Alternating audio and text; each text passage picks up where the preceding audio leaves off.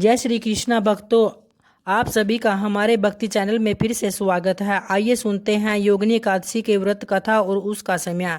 योगिनी एकादशी इस बार आषाढ़ मास के कृष्ण पक्ष को 21 जून सुबह 7:19 से शुरू होगी तथा अगले दिन 22 जून को सुबह 4:28 पर समाप्त होगी। ऐसे में योगिनी एकादशी का समय 21 जून को रखा जाएगा। वहीं योगिनी एकादशी का प्रारंभ समय 22 जून को होगा।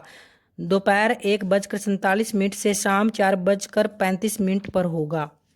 आइए सुनते हैं अब योगिनी एकादशी की व्रत कथा। धर्मराज युधिष्ठिर ने जब भगवान श्री कृष्ण से कहा कि हे मधुसूदन, आपने मुझे ज्येष्ठ मास में शुक्ल पक्ष की निर्जला एकादशी के बारे में तो बतला दिया, कृपा आज मुझे आषाढ़ मास के कृष्ण पक्ष की योगिनी एकादशी के बारे में भी बतलाइए।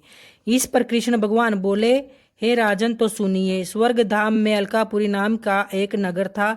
उसमें कुबेर नाम का एक राजा रहता था। कुबेर शिव का परम भक्त था और प्रतिदिन शिव भगवान की पूजा किया करता था।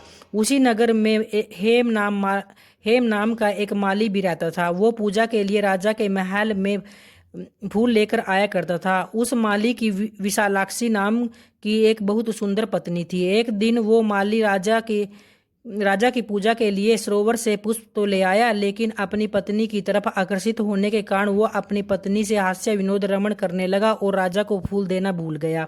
उधर राजा दोपहर तक उसकी राह देखता रहा। अंत में राजा कुबेर ने अपने सेवकों को आज्ञा दी कि तुम लोग जाकर उस माली के न आने का कारण मालूम करो। और सेवकों ने ये सब बातें उस राजा को बताई कि किस कारण से हे माली राजा के लिए पुष्प नहीं लेकर आया। यह सुनकर राजा को बहुत क्रोध आया और उसने माली को बुलवाया। हे माली राजा के भय से कांपता हुआ उपस्थित हो गया। राजा कुबेर ने क्रोध में आकर कहा, हे नीच पापी, तूने मेरे परम पूजनीय भगवान शिव का अनादर किया है, इसलिए मैं तुझे श्राप देता हूँ कि तू अपनी स्त्री का वियोग सहेगा और मृत्यु लोक में जाकर कोढ़ी हो जाएगा। और उसे श्राप देते हुए माली का स्वर्ग से पतन हो गया और वह उसी क्षण पृथ्वी पर गिर गया और स्त्री भी अंतर्ध्यान हो गई। और मृत्यु लोक में माली ने बहुत दुखों को सहा। रात्रि को उसको नींद भी नहीं आती थी, परंतु भगवान शिव की पूजा के प्रभाव से उसको पिछले जन्म की सब बातों का स्मरण रहा।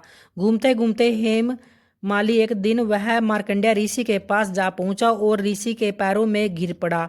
उसे देखकर मार्कंडेय ऋषि बोले, तूने ऐसा कौन सा पाप किया है जिसके प्रभाव से तेरी यह हालत हो गई। फिर हेम माली ने ऋषि मार्कंडेय को सारा वृतांत बतलाया। इस पर ऋषि मार्कंडेय ने कहा कि तूने मेरे सामने सत्य वचन कहे, इसलिए तेरे उद्धार के लिए मैं एक व्रत बतलाता हूँ।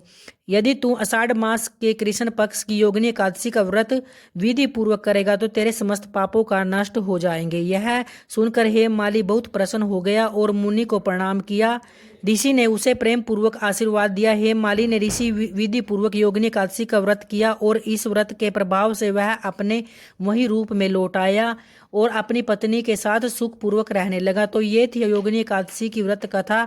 भगवान श्री कृष्ण बोले, यह योगिनी एकादशी का व्रत 88,000 ब्राह्मणों का भोजन कराने के बराबर फल देता है। इस व्रत को करने से सब पापों का नाश हो जाता है। तो ये थी भक्तों योगिनी एकादशी की व्रत कथा। जय श्री हरि। कृपा हमारे चैनल को लाइक सब्सक्राइब करना ना भूले। धन्यवाद।